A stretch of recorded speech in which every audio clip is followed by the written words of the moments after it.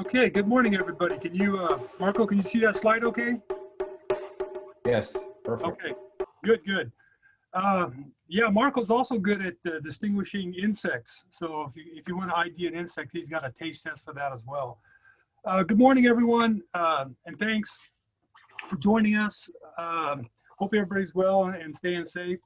I want to share with you some more this morning, basically a review. Many of you in the audience know a lot of this stuff, but for a lot of people, it may be just a refresher, if you will, about the produce season that's right around the corner. Some of you have already started. So I want to kind of give you some tips as to kind of what I see that may be potential problems this year, and just some general overall management guidelines that many of you already practice, but for those of you who haven't been, but again, something in the back of your mind, just to refresh your memory. I'm going to start with Bagratabug. I think most of you realize the history we've had with Bagratabug. Deep down in my gut, I get a sense that this little booger is going to show up this year, perhaps much like last year or in previous years. But you never know. You can't predict insects, but there's a few things that kind of indicate that you might want to be on your toes on those early brassica crops, mid-September in particular. This is some data that we've just collected over the years since 2010, when it first showed up. It showed up in 2010, and you can see those first couple years, it was pretty bad, as we all recall. And then starting in about 2013, those numbers started to drop pretty precipitously. And then the last 4 or 5 years, we've seen them stable, level off, if you will. And I kind of assumed last year that trend was going to continue. Unfortunately, last fall, we actually saw a little blip in activity, more so than we'd seen. Nothing like, the outbreak years, but certainly more activity than we'd previously seen. And at that point, I was thinking that, oh, maybe it was because of the previous rainfall we had the previous winter, when we had all the lygus issues in the spring, that maybe that contributed to it. This next slide basically shows you the seasonal development we've been tracking on brassica crops here on the Ag Center. And again, the fall populations are, midland, somewhere in the middle of what we've seen over the last 10 years. But I want to point you out to that spring population there on the right, where that red arrow is. You can see that we had some big numbers this past spring, about as big as we've ever seen. We had some mustards, we had some other brassicas growing in April, late April as part of some trials, and they were just loaded with Bagratabugs. In fact, I had enough Bagratabugs that we were able to collect over 1,000 adults for some assay work we were doing in the lab. And then I sent probably another 300 to some colleagues in Florida who were doing some laboratory work as well. So again, that might be an indication that we've had some big numbers building up in the spring, like we did those earlier years. It's been a long, hot summer though, so you never know. But it might be well worth your while to think back and really consider keeping an eye out for these things. The first thing you can do is your typical chemigations for beetles, crickets, and flea beetles. Keep an eye once they shut those sprinklers off at night. You might want to keep an eye that early next morning, look for signs of both the Bagratabug itself and the feeding damage. And you may find yourself making a second chemigation if in fact, once they do start to intermittently use the sprinklers, if these things start to move in. And again, I think a tip that I've learned over the years is just stay to your edges, especially your drier edges. It seems like they don't like the sprinklers. And once that ground dries up a little bit, they tend to move into that one edge. And then of course, look at your surrounding areas, cotton, Sudan grass, and those type of crops. They're real magnets for over summering Bagratabugs. In terms of chemical control, once the pipe is pulled, what you really want to start focusing on, rather than the bug itself, because they're real flighty, they're hard to find, is that damage and what I call fresh feeding signs. That would be that image on the top. You can see a circular feeding pattern, as opposed to the one on the bottom where it gets bleached out, chlorotic. That's the older damage. And when you can find about 5% of your plants with those fresh feeding signs, it's a good indication that you want to treat, because if you allow them to stay at that level or higher, our research has shown that you're going to take a yield hit at harvest. You're going to have all kinds of misshapen heads and funky looking plants. So that 5% I think is a pretty good number to follow in terms of those fresh feeding signs. In terms of control at that point, really it comes down to the foliars. You know, you can get 3 to 5 days, and it's really the contact products that work the best. The pyrethroids, lanate, some neonicotinoids are effective, venom in particular. It's got some anti-feeding activity. Indigo's another good one because it's got the lambda built into it. These are the products that over the years have actually shown really good success. And again, depending on your pressure, I've seen anywhere from 3 to 5, sometimes 7 days when the pressure is real light. We had so many last spring. When I say so many, we had relatively more last fall in September, October, that I was actually able to get a trial out, first time in about 6 years. And basically what that trial just verified for me is that the pyrethroids, bifincher, lambda, those type of products, they still provide good activity to where you're at a point where you're keeping that damage over a 5-day period below that 5%. And that's what you want to do. You want to keep that damage below 5%. And in this particular case, following the second application, the population just basically disappeared, which is real common because as the plant gets bigger, the less significant the damage. And then finally, the other thing that's available to growers and to PCAs is insecticide seed treatments, and in particular, Nipsit, which is basically clothianide treated broccoli seed. You can get it in lettuce as well. And we had several looks at it over 4 or 5 years, and really consistent control for 14 to 21 days. I think the thing that stood out to me more than anything with these trials with heavy Bagrata pressure was uniformity of the stand, and certainly yields at the tail end of the season were very, very uniform as opposed to untreated or lesser treatments. And don't forget, you will get flea beetle control. Excellent flea beetle control when you need it, when that plant's at the cotyledon or one leaf stage. And you'll get a little whitefly suppression, but you know, I wouldn't count on that as your whitefly control measure. So basically, bottom line, at least from what I've seen last fall and then going into last spring, is I would keep your eyes out for Bagrata in the desert, no question about it, particularly if you're near cotton, Sudan, a drain, the river bottom, you know, places where they can overwinter, maybe even, you know, over in Imperial Sudan or Bermuda grass has always been a good over-summering host for them. So keep an eye on them. They typically don't really, this is an observation. I have no hard data to support this, but it's been my observation over the last 10 years. Bagrata really start to show up about mid to late September, about the same time that the humidity breaks. When that monsoon breaks, it seems like, boom, here they come. And I don't know why that would be, but it just seems to be an observation I've made. So again, by mid-September, you should keep an eye. Just one other point. So far, I've talked to several PCAs who've got early cabbage and early cauliflower out there right now.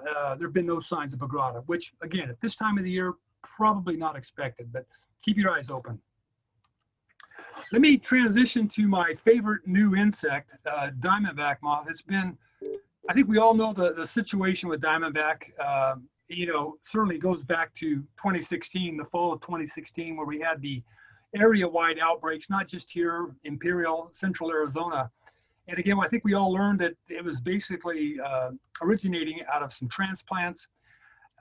And then to top it off, I think one of the reasons it got so abundant and spread so quickly is that they were resistant to the diamides in particular, and then even pyrethroids and lanate. And as a consequence of that, again, I'm not going to go over that story again, but it was severe. Since then, we've had no issues to speak of. I mean, you hear of a little flare up here or there. Here on the experiment station, we barely have enough to do trials with. But the question is, why is that? And to me, it's real simple. It's because the industry, the PCAs, the growers have learned how to manage this pest and have I think, a real solid management program to deal with Diamondback Moth. You know, and I've seen it over the last 30 years since I've been here, is that whether it's white flies, whether it's lettuce aphid, whether it's Bagratabug or Diamondback, you know, the first year or so, the industry tends to get its rear ends kicked pretty good by a new invasive pest. But the industry adapts very, very quickly. And we've got a track record of it for the 4 or 5 major pests that we've seen. And I think Diamondback's just another example of that. But I want to talk about the management guidelines that I think that most PCAs and growers are following. And I think it's why Diamondback is in the situation it's in. And it starts in the nursery, particularly this time of the year, where a lot of the cauliflower and cabbage and even a little bit of broccoli goes out. And I think, you know, you really have to be communicating with the nursery, whether it's a local desert nursery or especially if it's a coastal nursery, in terms of, you know, are you seeing larvae activity? Are you seeing adults? And just as importantly, what are you guys using in the greenhouse? We don't want to, you know, repeat the same thing you're using in the nursery. I think it's real important to inspect those trays if it's possible. If not, from a PCA's perspective, certainly the grower may have someone, or, you know, get in there and check those out just to make sure that they're clean. And if they're not, you know, communicate back with the nursery. I think that's pretty important, what we've seen in the past. And I think a lot of people in the industry are doing that right now. The reason I bring that up, I've been in contact with a couple of PCAs and industry people over on the coast, and there have been reports of heavy Diamondback moth pressure, both in Oxnard and Santa Maria. Haven't heard much out of Salinas, but certainly the coastal areas, there's been some issues. I know one guy I talked with, he was on tight spray intervals, which when you have large numbers is how you actually cycle them out. Insecticide resistance, haven't heard anything. Nobody's mentioned that they can't kill them with a particular product other than they're having to really stay on top of them. The reason I bring up the resistance thing, particularly from that coastal area, is this is data that we collected in 2018 and 2019 from the Oxnard area, from populations that were sent to me.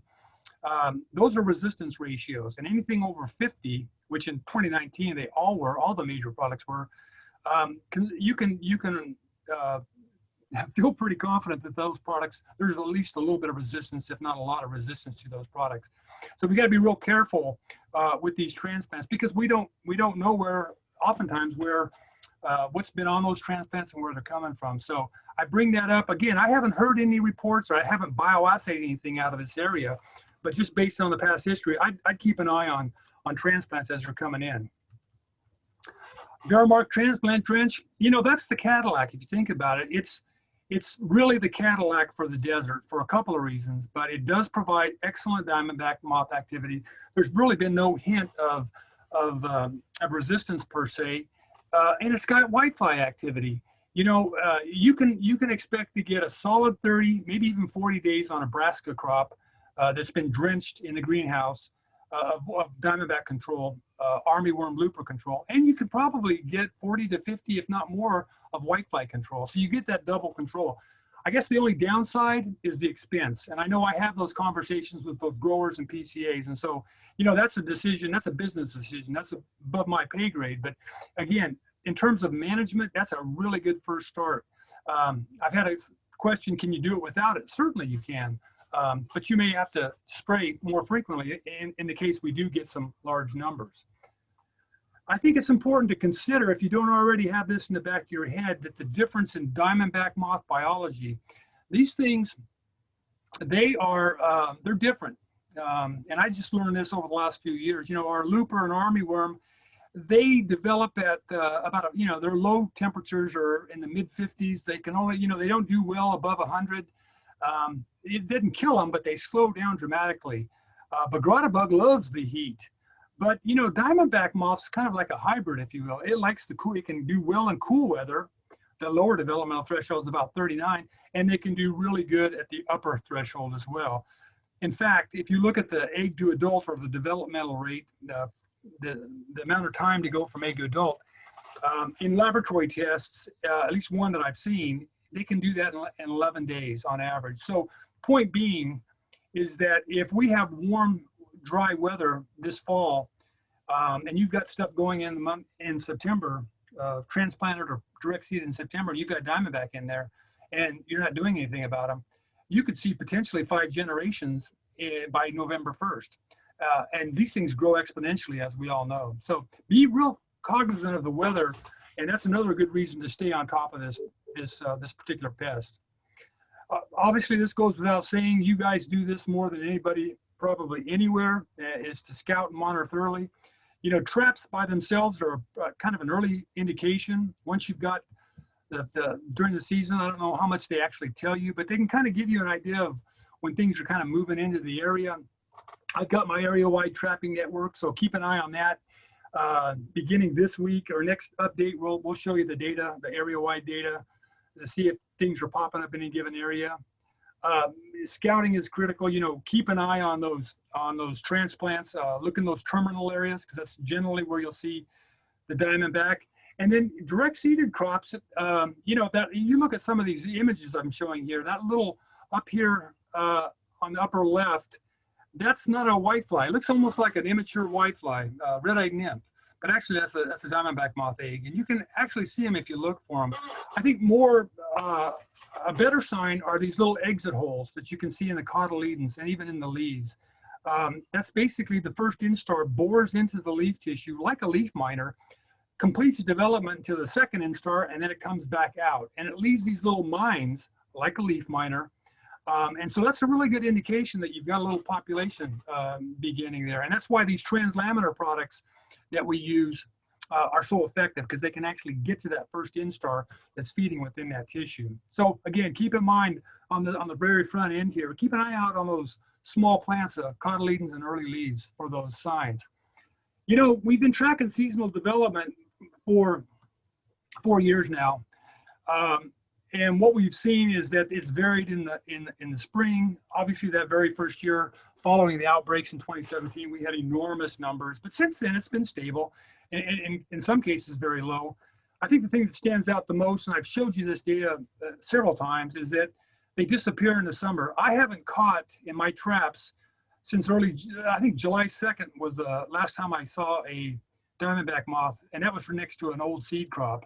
So they just disappear in the summer because there's no brassica host to speak of. And then they start to show up again about this time of the year. And it depends. Sometimes it's mid-September, sometimes later. And, you know, there's a theory. My theory is that they blow in from the outside. And this is just some data we collected last year where we compared direct seeded fields to transplanted fields, where we had traps probably located anywhere from a half mile to a mile from each other. And we were looking for numbers, what was building up in those traps. And you'll note that first little red arrow, that's blip in September, we saw a little spike in activity in the transplanted fields, as opposed to the direct seeded, very, very little. And my gut there tells me that those moths came out of the transplants themselves. But if you look shortly thereafter, when we had the remnants of Hurricane Lorena, you remember that storm out and roll that wiped out a bunch of melons and produce. Right after that occurred, you can see that populations spiked and started to grow in all crops, not just transplant, not just direct seeded, which again suggests to me that it takes a wind event to bring them in. They'll probably come in low numbers anyway, but nonetheless, keep in mind that could be a very important scenario to look out for. The reason I bring this up in particular is that there have been reports out of Sinaloa. I don't know what part of Sinaloa they're growing brassicas or cabbage, but I've heard there's been some heavy diamondback moth activity down there. Again, no mention of resistance, just the fact that there have been a lot of diamondbacks. And you know, when we get these storms coming up out of the south, especially the southeast, the monsoons, who knows what, you know, where they're originating. In particular, those tropical storms or those hurricanes that come up the Baja, I think a lot of times we can be bringing diamondback populations with them. And again, what were they exposed to? Are they resistant, or are they just normal? We don't know. That's the sad thing about diamondback moth. It's like a box of chocolates. You just don't know what you're going to get every year. Because of that, I think it's real critical to initiate control early. If you see small developments of diamondback on seedling crops, I think you need to just jump all over them, even if the looper's not bad or the armyworm's not bad. I think diamondback is real tough, particularly later in the season, because they tend to go right into the terminal growth. I don't know if you can see that there's a fourth instar larvae that's been feeding within that terminal. And you know how cauliflower gets jacketed up and broccoli gets covered up. You can't get to them. At that point, you shorten your spray intervals and try to cycle them out. So I think if you see early signs of Diamondback, just initiate control and get a hold of them. And then comes to the actual chemical control. This is the bottom line, and you guys have been doing this probably better than anybody, and that is rotate your modes of action. The first products I show up here, those are your 3 standard modes of action, in my opinion, based on my experience. Those are the ones you probably want to focus on. Below are several products that have good activity, not as good as the ones above them, but those are ones that can be thrown in a rotational scheme if you end up in a situation where you have a lot of pressure. The other thing is don't tank mix these. I mean, trust me, if one's working, that's all you need. Throwing 2 in there just produces more selection pressure on that population, and that's what we don't want. If you feel like you need to tank mix, certainly that's where your lanates, your pyrethroids, your dibromes come into play. And those things actually have, at least based on most recent information, they still have activity on both larvae and adults. In fact, here's the data from our surveys, and thanks again, guys, for filling those surveys out. This year in particular, under our situation, I really appreciate the guys that filled those surveys out. But this data is the results of the performance ratings that were provided by you over the last 4 years. And obviously 2016, it was pretty clear what was going on, particularly with the diamides, coragen. But you can see the last 3 years, all of those products, what I call the core products, were in the good to excellent range. And so we're still seeing that. And even though we pick up little bits of resistance on populations here or there, field performance remains good. So don't hesitate to use these products. But again, if something doesn't look right, don't hesitate to call us either, because you just never know what we're dealing with, because they don't over summer here. Anything that was happening last spring disappeared. The genetic memory of the Diamondback that were here last spring is gone, because we're getting something entirely new coming into this fall. And then finally, in terms of Diamondback moth management, this is pretty much, what I consider your alternatives. The green bar are the ones that I consider excellent to good, and kind of just showed you those. The core, what I consider the core products. There's four modes of action with which to rotate with in that case. And then you'll see there's some other products out there, Intrepid, Zentari, especially for organic production, your lanates and your pyrethroids. And then, one like take for instance, Torac, which we don't see much use of for thrips, but it's actually got a little bit of Diamondback activity. As long as you can hit the larvae, it's a contact insecticides. And surprisingly, even the Movento has some Diamondback moth activity. I know what you're thinking, because I thought the same thing when it was brought to my attention. But in fact, I've seen it a couple of times on the research farm where it's not a standalone necessarily. I wouldn't recommend go out and spray Movento for Diamondback moth, but if you're using it for whitefly or using it for aphid, chances are you're probably getting some Diamondback moth activity. So this is kind of where we stand in terms of insecticidal management. So that's kind of my thoughts on Diamondback. Again, deep down in my gut, I just think we're going to see some Diamondback this year. I hope I'm wrong, and I hope we don't see any hurricanes come up out of Mexico. That will probably help out more than anything. But if we do see some weather events, keep your eyes out for these things. And again, keep an eye on those transplants and know where they're coming from. I think our local nurseries are fine. These guys have it dialed in. They know what they're doing. Finally, I just want to end up real quickly on some weather. I think we're all, whether you're a PCA, a grower, an industry rep, a university person, I think when we work in agriculture, we're all armchair meteorologists. And I know I pay attention to the weather, and I try to keep an eye on it, whether it's for spring, whether it's for, getting a sense of what insect activity is going to be like the next couple weeks. So forecasting is kind of good. And a forecast for forecast, sometimes it's like throwing a dart at a dartboard, and sometimes you get lucky and hit the bullseye, and other times it's there's variability, but that's that's Mother Nature for you. But I did want to share with you one of the things I've been keeping my eyes on this for this upcoming season, and that is, first of all, the monsoon. We haven't had much of a monsoon, and I don't know if that's good or bad. I know years we've had heavy monsoons. It seems like we've had a lot of insect mortality because of A, high humidity, and B, just the impact of the rain itself. But I think in moderate humidity, like we've had this last few weeks, and it's been humid, at least from my perspective, it's been humid. I think that it benefits the insects because when it's real dry, they tend to desiccate more. So keep an eye on that monsoon. Again, it's part of the whole weather patterns that you'll see. The other thing is, if you visit the National Weather Service websites, which I do infrequently, they're calling for a La Nina year. For those of you that don't know the virtual translation for La Nina, it's the Nina.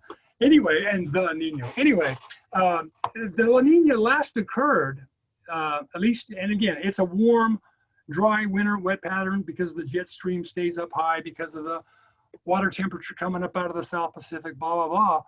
But what it does is it creates this dry pattern and this warm trend throughout the late fall and winter. And that last time that occurred was 2016 and 2017. Now, and that's when we had the Diamondback outbreaks. And I'm not trying to correlate those two because I don't know that it can be done. I mean, other than the fact that Diamondbacks do better in dry weather because first instar larvae are very susceptible to leaf moisture. So keep that in mind. It does say we have fewer hurricanes in the Pacific, so that could be a plus. Now, as opposed to El Nino, and again, if you go to the system, we definitely had an El Nino last year because of we had almost 3 inches of rain last winter. And so, you know, that has impacts on a lot of stuff. So just keep in mind that we may be seeing things. And what does that mean in terms of insect pressure? Well, on one hand, warm weather obviously drives insect development. And I think I've seen over the years that warm evenings, even though warm evenings result in more moth activity. Moths have more time to lay eggs, basically, to oviposit on plants. So keep that in mind. Certainly daytime temperatures drives insect development. I wanted to bring up Western flower thrips in particular because this graphic is from our area-wide thrips database, and you'll note that the last time we had the La Nina 2016, 2017, you can see that yellow line. We had a lot of thrips activity, and this is a measurement of their movement on our sticky traps. And you can see it was as high as we've seen in any of the last 7 years that we've been tracking them. As opposed to last year, 2019 and 20, that red bar at the bottom, we had very, very, very light movement, very light numbers. And again, a lot of rainfall can be detrimental to thrips for a number of reasons. And I went back in and looked at the data from our experiment station here, where we were actually looking at both rainfall and numbers in our untreated thrips trials. And if you look at 2016 and 2017, you can see that we had very high thrips numbers, had some great tests that year. And we had, you know, low to moderate, probably I would consider low on the low end of the rainfall. Go back to this last year, we barely got thrips trials out because the numbers were so light. And I think a lot of that was due to the heavy rainfall. So again, bottom line is that in dry years, you can really anticipate that thrips, naturally, the control that's an influence on thrips, like we had last year, rainfall and cooler temperatures, it may not be there. So you may find them showing up earlier and maybe in higher numbers, particularly at the tail end of the season. The other thing that I've seen over the years, and I won't elaborate much on it, is that in wet years, we tend to see more aphids. And we saw a fair number of aphids last year. On drier winters, we tend to see much less aphid activity. A lot of that has to do with the desert vegetation growth and a number of other things. But so again, keep an eye on the weather this fall. Keep that in the back of your mind that, you know, hey, it's been pretty dry and it's staying pretty warm, and so you can anticipate numbers to climb in many cases.